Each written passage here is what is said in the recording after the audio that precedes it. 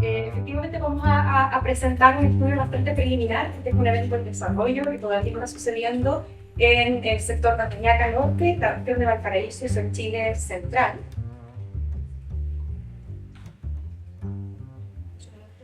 Sí,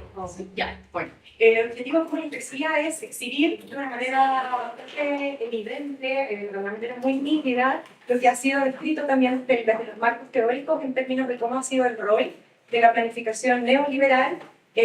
insensible al riesgo, que omite el riesgo de desastres y cómo a través de ciertos vehículos o impulsores, que en este caso es el poder empresarial, que ya lo vamos a ir viendo, se ha generado un aumento de la exposición tanto de la población como de la infraestructura que está presente en este sector de un alto interés inmobiliario. Con el objetivo, obviamente, de poder hacer una revisión sociohistórica, muy acotada, obviamente, para observar un proceso de construcción social de riesgo que, como les digo, todavía se está desarrollando. El alcance es preliminar y exploratorio en el sentido de que el evento, como les decía, es un evento que parte en el mes de agosto del 2023 y todavía se sigue desarrollando ciertos antecedentes que son de interés para futuros análisis interdisciplinarios de este fenómeno, que si bien es cierto, tiene una manifestación en términos muy de deslizamiento, de peligro geológico, claramente hay causas y factores subyacentes que vienen también asociados a otro tipo de dimensiones que son de interesantes de mirar en los análisis posteriores a la construcción social de riesgo. El diseño investigativo, en primera instancia, considera la investigación forense, que es un diseño investigativo que toma un enfoque de análisis retrospectivo longitudinal de un carácter muy observacional, basado en la metodología FORIM. Busca, como dicen sus autores, facilitar un entendimiento de procesos históricos que han contribuido, digamos, de manera asincrónica a estos procesos de construcción social del riesgo, observando ciertas circunstancias, factores gatillantes y obviamente cuáles son las causas del fondo a través de, que se cuelan, digamos, a través de estructuras y de instrumentos en distintos actores y escalas temporales también. Por supuesto, para hacer ese análisis hay que apoyarse en una técnica de revisión documental de fuentes secundarias que son de distintos tipos, principalmente a través de la observación del análisis de los instrumentos de planificación territorial de escala comunal. Vamos a ver que son el campo rural que vamos a pasar a revisar,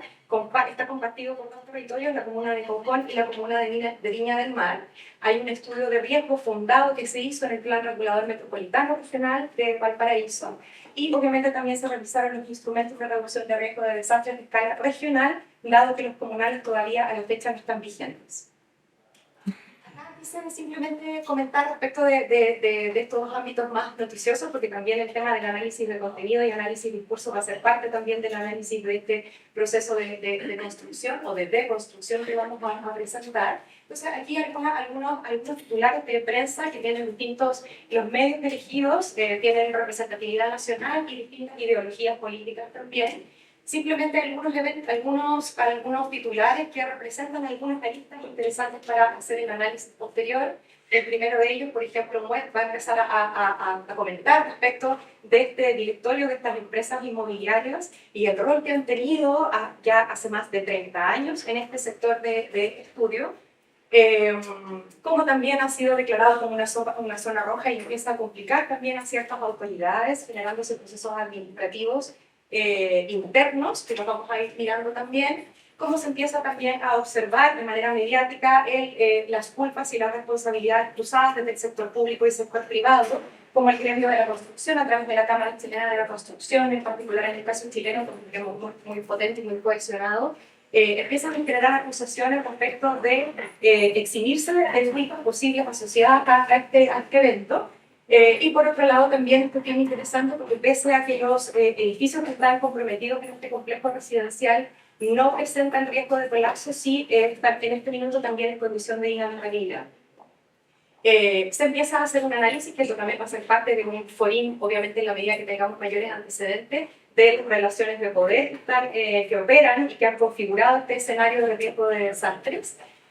Por ahí aparece un experto, el rol también de estos expertos, ¿cierto?, en la construcción de discursos. Respecto de lo que él lo dice, utilizamos una metáfora, la institucionalidad hace agua, ¿cierto? Y algo no a comentar por qué. Nuevamente estas culpas entre privados y particulares y también entre el Estado. Esa imagen la tomé fuera del marco temporal de análisis de estos documentos, pero me pareció interesante porque en los últimos eventos importantes de precipitaciones en este sector volvemos a recalcar una opinión muy tajante respecto de la autoridad del CEREMI del Ministerio de Obras Públicas. Prácticamente no hay riesgos, ¿ya? Entonces vamos a ir observando también eso. Y la última imagen de este set de análisis de documentos desde el punto de vista de prensa, de escrita, tiene que ver con los procesos de judicialización que también han comenzado, demandas cruzadas, comisiones del Senado, investigadoras, etcétera, respecto de este evento. Entonces, para partir con el proceso como un poco de construcción, aquí se muestran 3 imágenes satelitales que van mostrando el acelerado proceso de urbanización en este sector, que representa un alto interés inmobiliario, corresponde al sector denominado de Costas Montemar, en el sector de Colchoa, Reñaca, región de Valparaíso, Chile Central. Como en esta imagen podemos ver una progresión que parte ya en los años 80 en el sector de Reñaca, un proceso acelerado de urbanización en un sector dunar, en un campo dunar, que en una parte es declarado santuario de la naturaleza y en otra no, ¿ya? Ahí es bien interesante esta imagen porque efectivamente a raíz de estudios técnicos del Instituto de Geografía hace ya varios años, en los principios de los años 90, se constata la protección, se avala la protección de este campo dunar, que son más de 150 hectáreas, logrando protegerse 50 hectáreas a través de un decreto supremo que nos reconoce como santuario de la naturaleza. No obstante, ese decreto supremo no alcanzó a ser oficializado y un par de meses después, aprovechando un cambio de administración de gobierno en nuestro país, ese decreto sale y se firma uno nuevo que rebaja el área protegida de 50 hectáreas a 12. ¿Ya? Hay varios análisis que se han hecho respecto de la influencia, porque aquí hay una élite corporativa operando que se cuela a través de estructuras oficiales, formales, y en particular aquí también, bueno, hay varios puntos que podemos ir, o responsabilidades que podemos ir analizando. El caso de estudio en particular congrega hoy por hoy a 4 edificios que forman parte de este escenario. El primero de ellos es Kandinsky, el segundo de ellos son 2 torres de Miramar, Reñaca A y B, y el edificio Santorini Norte. En total, cada uno de ellos son alrededor de aproximadamente 200 departamentos, no todos ellos habitados en el minuto de los socavones, construidos en fechas cercanas, 2012, 2009, 2014, solo para estimar el valor promedio de cada departamento del orden de $500.000, 500 millones de pesos chilenos aproximadamente, y una superficie promedio de 170 metros cuadrados, ¿ya? Por lo tanto, estamos hablando son departamentos bastante costosos, y está estudiado también la demografía del tipo de residente que corresponde a un nivel medio alto en el estrato socioeconómico. Hay algunos antecedentes que también tuvimos a la vista para hacer también el marco teórico, principalmente observando obviamente algunos ejemplos de Latinoamérica. El primero de ellos es las inundaciones del sector del Bañado en Tigre, en Buenos Aires, Argentina, y el segundo de ellos son inundaciones en el sector de Acapulco, en México, en el año 2013. Ya en estos 2 casos se empiezan a observar un vínculo, está documentado un vínculo bastante estrecho entre el protagonismo de ciertos actores, como dice ahí, mejor posicionados, ¿cierto?, en el accionar del mercado y del Estado y cómo se dispone hacia una mediación que finalmente facilita estos procesos de aceleración urbana, sobre todo con consecuencias ambientales, ¿cierto?, en ambientes frágiles. El segundo evento es el que aparece ahí en Acapulco, en el sector El Diamante, de estas inundaciones del 2013, también pone en relieve un poco el mismo fenómeno, como las empresas inmobiliarias promueven una expansión urbana, turística, depredadora ambientalmente en esta zona. Acá simplemente también para poner exhibir esta interrelación que de alguna manera habilita este proceso de construcción social que estamos observando, porque esto es un proyecto dinámico,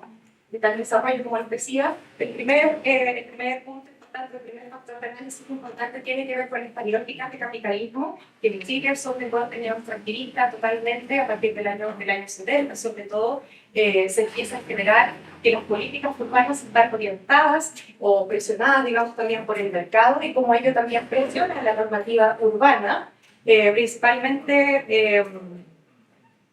sucumbiendo a parámetros de rentabilidad del suelo, ¿cierto? El mercado, entonces, cómo va orientando estas normativas y estas políticas. el sector inmobiliario es absorbido por el capital financiero, ¿cierto? El capital financiero es una de las puntas de lanza, digamos, del capitalismo por excelencia, y hay una triada que de alguna manera en este caso del estudio se ve muy claro, como el sector financiero con el sector de seguros y el sector inmobiliario de alguna manera convergen a través de vínculos muy estrechos políticos con el Estado para facilitar y habilitar ciertos procesos. Acá, por un lugar muy importante, una empresa que se llama Sociedad Organizadora de Doñaca Concon, que es Reconsa, filial que ya tiene varias filiales inmobiliarias, constructoras, pero que ya sola ella ha urbanizado más de 50 hectáreas en el campo rural. Por lo tanto, también ya hay presiones desde ciertos gobernanzas del sector comunal de Viña del Mar que han hablado de un monopolio también de estas empresas. La planificación territorial es también interesante porque al observar los planes reguladores tanto de Concón como de Viña del Mar, yo les comentaba, el campo rural está compartido, es un territorio compartido por ambos municipios. Por la parte norte, el municipio de Concón, y por la parte sur es el municipio de Viña del Mar. En la parte sur, a su vez, en el extremo norte de esta parte sur del campo rural, en Viña del Mar, este plan regulador en el año 2002 rechazó un estudio fundado de riesgo, habiendo antecedentes desde el año 2012 y hace más de 10 años atrás también, desde esa fecha, de movimientos de organización de la sociedad civil que ya establecían el riesgo de sobrecargar con edificaciones estos ecosistemas, además de la degradación ambiental que eso genera en estos ecosistemas. De manera totalmente opuesta, el municipio que colinda, digamos, con la parte norte de este campo lunar, que es el municipio de Concón, reconoce como área protegida de protección de recursos de valor natural, detallando que es un recurso singular vulnerable ante intervenciones inmobiliarias y en sus puntos de riesgo detalla ciertos tipos de peligros asociados, deslizamientos, inundaciones, degradación, entre otros aspectos que también se señalan en un plan comunal regulador, a diferencia del otro plan comunal regulador que omite este estudio fundado de riesgo y lo declara como zona residencial con altos valores de constructibilidad. Por lo tanto, queremos mostrar efectivamente este rol de factor subyacente de riesgo es la planificación territorial insensible o que omite este riesgo de desastres, y también se condice con algo que también ya teóricamente estaba retratado, que es un modelo de causa de liberación y represión, ¿cierto? También se en el 96, ya antiguo, ya esto ya se venía identificando como un proceso de presiones dinámicas asociado a procesos de rápida urbanización, degradación y destrucción ambiental. Sí, estamos terminando. Entonces, los principales aspectos de interés, obviamente, a modo casi de síntesis, hay algo que también la literatura de Alan Latey, principalmente ya a partir del año 2005 en adelante, que empieza a poner énfasis en la mirada a través de esta moneda, ¿cierto? De la cara de la moneda. Siempre estamos acostumbrados a escuchar un poco cómo el riesgo de desastre, cómo los desastres ponen en jaque los modelos de desarrollo. Él nos invita a hacer la mirada al revés, ¿cierto? Cómo los modelos de desarrollo socioeconómicos que hemos instalado en cada uno de nuestros países contribuyen y acentúan ciertas condiciones de riesgo de desastre. Por lo tanto, ahí eso también es bien interesante observar ese rol de capitalismo, sobre todo en nuestro país, de corte neocapitalista. La trazabilidad del poder empresarial acá es muy nítida, no les conté detalles, a modo obviamente por el tiempo, pero la trazabilidad del poder empresarial que se cuela en 3 dimensiones, en lo estructural, en lo instrumental y en lo discursivo, es muy interesante de observar acá, se surge de manera muy nítida, y también es un aporte de esta investigación muy preliminar. ¿Por qué? Porque en Chile está muy bien caracterizado el capitalismo del desastre, es decir, cómo se retrae la acción estatal en fases de reconstrucción e incluso de respuesta y reconstrucción, más no es tan nítido cómo se cuela el poder empresarial o nuestro modelo en las fases de previa, ¿cierto? En las fases de construcción, porque ahí es bastante más solapado el accionar. Rol del discurso, hay varios antecedentes al respecto de la negación y estas culpas y responsabilidades públicas y privadas que se empiezan a emerger, que uno pudiera decir más allá de que pueda ser sabroso desde el punto de vista casi de la noticia. Esto tiene un rol súper interesante, lo hemos visto y está súper estudiado, tanto la confianza en los organismos reguladores y gestionadores como la comunicación del riesgo son factores que inciden de manera directa en la percepción del riesgo, por lo tanto eso tiene interesante de observar. Algo también interesante, porque en general Latinoamérica adolece de ciertos estudios que caracterizan vulnerabilidad en grupos más acomodados, siempre estamos asociando o mayormente asociando lo que es la vulnerabilidad con grupos más marginados, ¿cierto? Más asociado a pobreza. Acá tenemos otro tipo de vulnerabilidad que tiene que ver también con factores de cohesión social, hay un individualismo, no se generaron obviamente procesos de socioterritoriales de manifestación, de protesta, como suele haber en otros contextos de desastre. Acá han sido vías individual y vías judicial. La necesidad... Perfecto. Sí, ok. Bueno, la necesidad de integrar gobernanza, de gestión de riesgo y gestión territorial, y por esto termino entonces, y la importancia también de relevar el rol que tiene el nuevo marco legal en Chile, que está recientemente estrenado en términos de la supervisión y de la planificación que tiene el organismo acá, que es Senatreo, a nivel del sistema. Bueno, muchísimas gracias.